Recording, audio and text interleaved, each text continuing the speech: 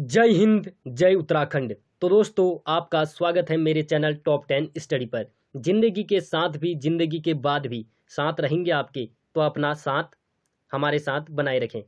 ठीक है दोस्तों, तो आज मैं आपके लिए लेकर आया हूं विराम चिह्न, यानी कल कनिष्ठ सहायक परीक्षा के लिए आपके लिए महत्वपूर्ण विराम चिह्न, जिन पर आप अपना ध्यान केंद्रित करें। तो दोस्तों, ज़्यादा विलंब न करते हुए चलते हैं इन विराम चिन्हों की तरफ। तो पहला विराम चिन्ह ये रहा आपके सामने, पूर्ण विराम। तो पूर्ण विराम का प्रयोग किस स्थिति में किया जाता है, तो हम आपको बताएंगे।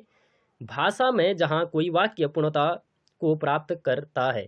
ठीक है दोस्तों, ये कह रहा है भाषा में जहाँ कोई वाक्य पूर्णता को प्राप्त करता है, अर्थात घड़ी भर का ठहराव आता है, वहाँ इस चिन्ह का प्रयोग किया जाता है। तो आपको पता होगा पूर्ण विराम का यूज किस स्थिति में किया जाता है। जैसे मोहन खाना खाता है, तो उसमें क्या लगा हमारा पूर्ण विराम।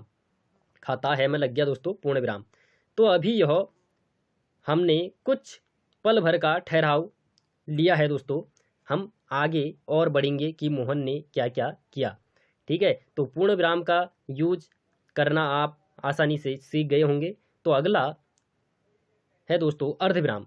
तो अर्धविराम कहता है जहाँ वाक्य प्रयोग में आधी घड़ी का ठहराव, यानी आधी घड़ी का ठहराव, अर्थार्थ की अपेक्षाकृत कम समय का ठहराव होता है, वहाँ अर्धविराम का प्रयोग किया जाता है। ठीक है दोस्तों, तो अगला ये रहा आपके सामने अल्प विराम, यानी कॉमा, जिसे हम कॉमा के नाम से जाना जाता है।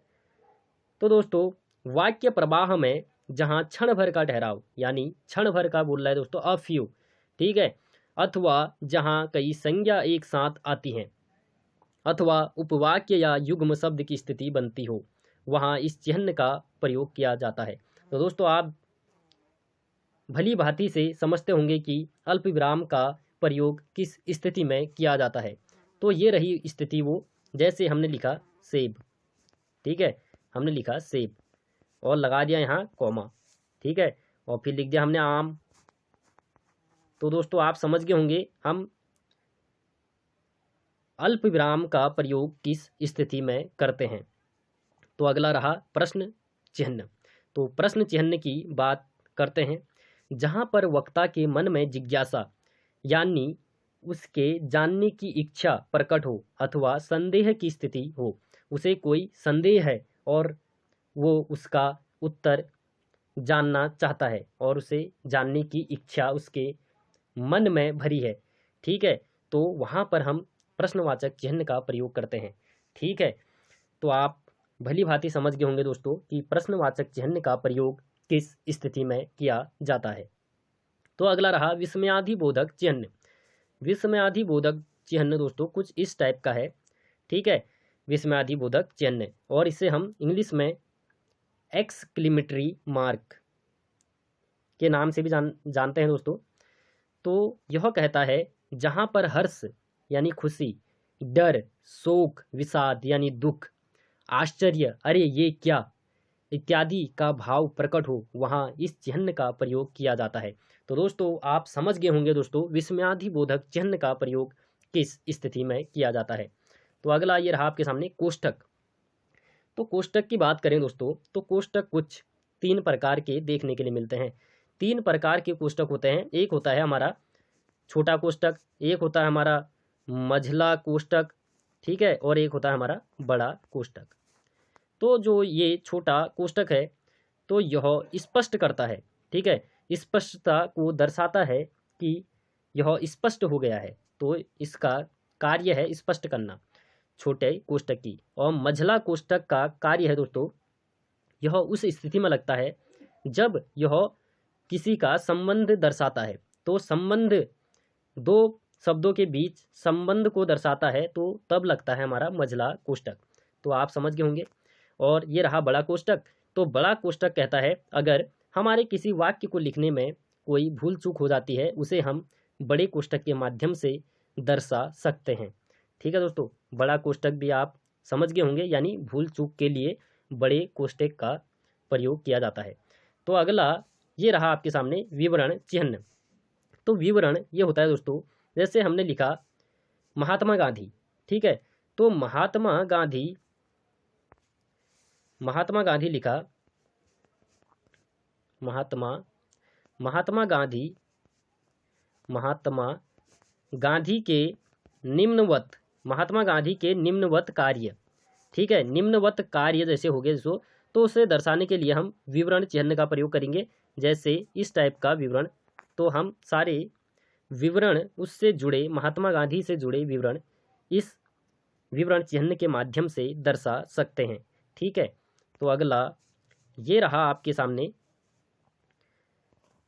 लाघव चिन्ह। तो लाघव चिन्ह कुछ इस प्रकार का होता है दोस्तों, लाघव चिन्ह, ठीक है, लाघव चिन्ह कुछ इस प्रकार का होता है। और जहाँ पर किसी शब्द का पूर्ण रूप न देकर उसका संक्षिप्त रूप लिखा गया हो, वहाँ शब्दों के लघुकरण में इस चिन्ह का प्रयोग किया जाता है। ठीक है दोस्तों, जैसे हमारा क्या है, उत्तराखंड लोक सेवा आयोग यानी यूकेपीएससी। ठीक है, तो यूकेपीएससी को हम लाघव चिन्ह के माध्यम से लिखे तो कुछ इस प्रकार का आपको देखने के लिए मिलेगा। जैसे उत्तराखंड लोक सेवा आयोग है दोस्तों, तो हम उसको लिख सकते हैं जैसे लोक सेवा आयोग, ये हो गया दोस्तों हम लोक, तो लोक को हम खाली दोस्तों लो लिखेंगे और ये लगा हमारा लाघव चिन्ह। और ये हो गया सेवा, ठीक है, और ये लगा लाघव चिन्ह, और ये हो गया आयोग, ठीक है, आ लिखेंगे और ये हो गया लाघव चिन्ह। तो दोस्तों आप आसानी से यह लाघव चिन्ह का प्रयोग करना आसानी से जान गए होंगे दोस्तों, जिससे आपको लिखने में और भी इच्छा बढ़ जाएगी दोस्तों कि हमें सारे चिन्हों का ज्ञान हमारे पास केंद्रित है, लेकिन हमें उनका यूज करना नहीं आता।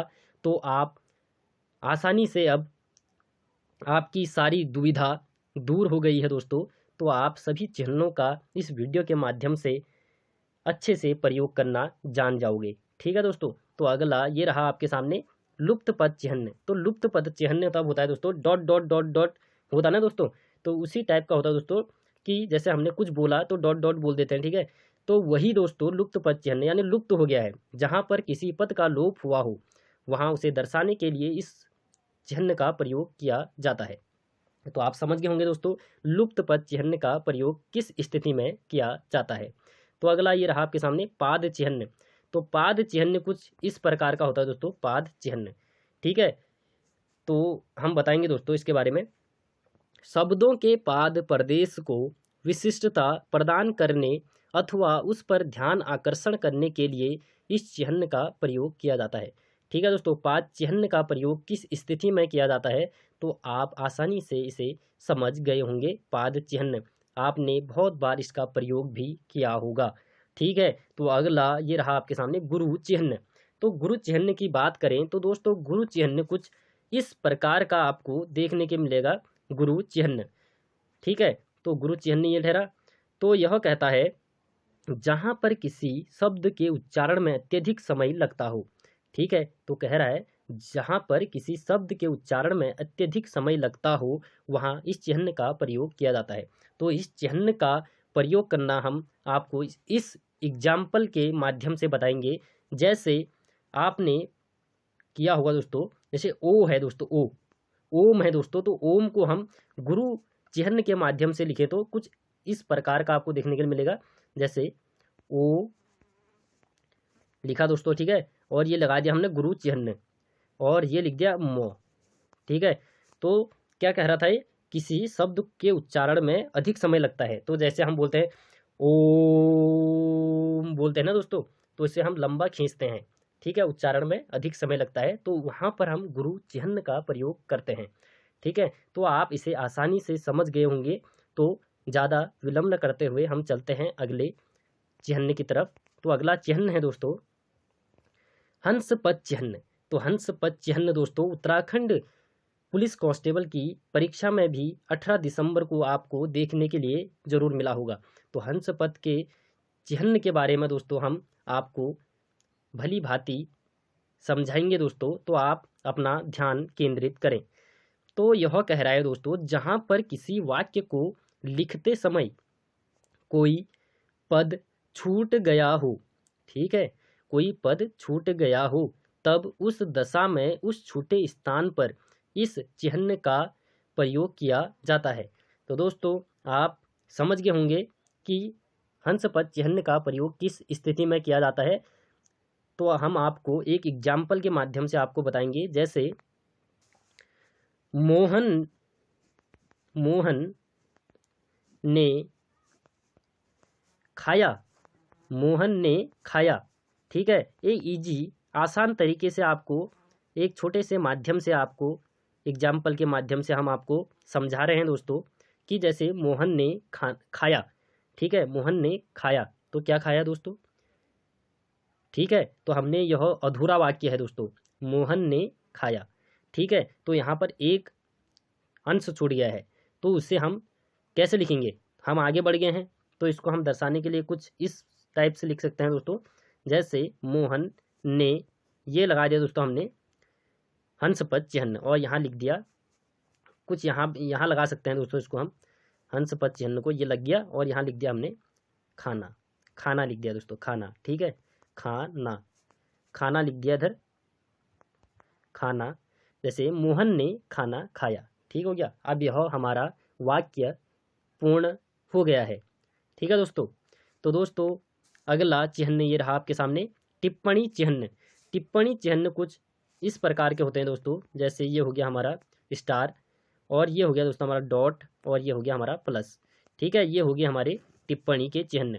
इन चिन्हों के माध्यम से हम किसी पर आसानी से टिप्पणी कर सकते हैं, जिससे हमारा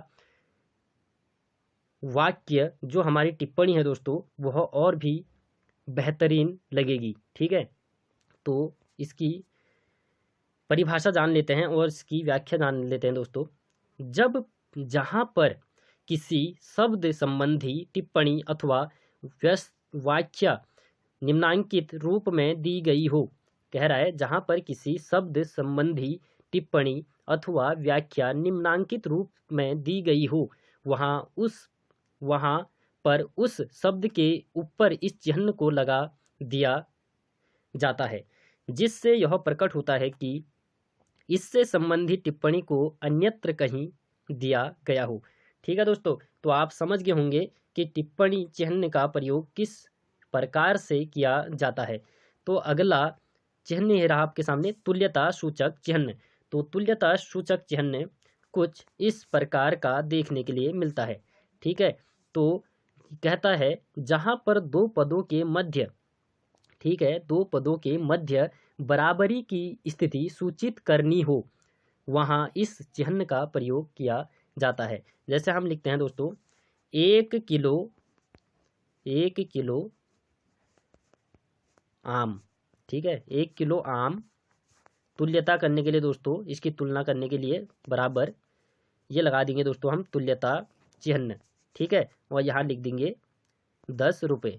1 किलो आम यानी 10 रुपये, तुलना हो रही है दोस्तों 10 रुपये से 1 किलो आम की, तो तुल्यता हो रही है। तो इस स्थिति में दोस्तों हम तुल्यता सूचक चिन्ह का प्रयोग करते हैं। तो अगला चिन्ह ही रहा आपके सामने, अपूर्ण सूचक चिन्ह। तो अपूर्णता को प्रकट करता है, जैसे किसी वाक्य में तो अपूर्ण सूचक चिन्ह का प्रयोग किया जाता है। तो कुछ इस प्रकार का आपको अपूर्ण सूचक चिन्ह देखने के लिए मिलेगा। ठीक है, तो इसका प्रयोग किस स्थिति में किया जाता है, तो हम जानेंगे। किसी वस्तु विषय में जब कोई आवश्यक भाग, ठीक है दोस्तों, किसी वस्तु विषय में जब कोई आवश्यक भाग छोड़ दिया जाता है, तब वहाँ यह चिन्ह प्रयुक्त होता है। ठीक है दोस्तों, आप आसानी से समझ गए होंगे कि किसी वस्तु विषय में जब कोई आवश्यक भाग छोड़ दिया जाता है, तब वहाँ यह चिन्ह प्रयोग होता है। कौन सा? अपूर्ण सूचक चिन्ह। यानी हमारा जो सेंटेंस है वह अभी अपूर्ण है, वहाँ पर हम अपूर्ण सूचक चिन्ह का प्रयोग करेंगे। तो अगला चिन्ह ये रहा आपके सामने, निर्देशक चिन्ह। कुछ निर्देशक चिन्ह आपको कुछ इस प्रकार का देखने को मिलेगा, और ये रहा पाद चिन्ह। तो पाद चिन्ह इससे छोटा होता है और निर्देशक चिन्ह इससे बड़ा। ठीक है, तो निर्देशक चिन्ह के बारे में हम आपको बताएंगे। कह रहा है दोस्तों, इस चिन्ह का प्रयोग ऐसे स्थान पर किया जाता है जहां किसी कथन इत्यादि को निर्दिष्ट किया गया हो। तो दोस्तों इसका प्रयोग कैसे करेंगे दोस्तों हम, जैसे लिख दिया दोस्तों हमने लाला लाजपत राय। ठीक है, लाला लाजपत लाजपत राय। ठीक है, लाला लाजपत राय, तो यहाँ लगा देंगे हम निर्देशक चिन्ह। तो इन्होंने क्या क्या निर्देश दिए थे, तो उनको हम इस चिन्ह के माध्यम से दर्शाएंगे और प्रदर्शित करेंगे दोस्तों। ठीक है, प्रदर्शित करेंगे और यहाँ पर उनके जो निर्देश हैं वो आप इस चिन्ह के आगे लिख सकते हैं। ठीक है, तो आप अच्छे से जान गए होंगे कि निर्देशक चिन्ह का प्रयोग किस स्थिति में किया जाता है। तो दोस्तों आज का यह अंतिम प्रश्न था दोस्तों। तो दोस्तों आपको कैसी लगी वीडियो, तो आपको क्या करना है, एक लाइक, एक प्यारा सा कमेंट और एक सब्सक्राइब। तो दोस्तों जल्द मिलेंगे एक नई वीडियो के साथ, तब तक के लिए जय हिंद, जय उत्तराखंड।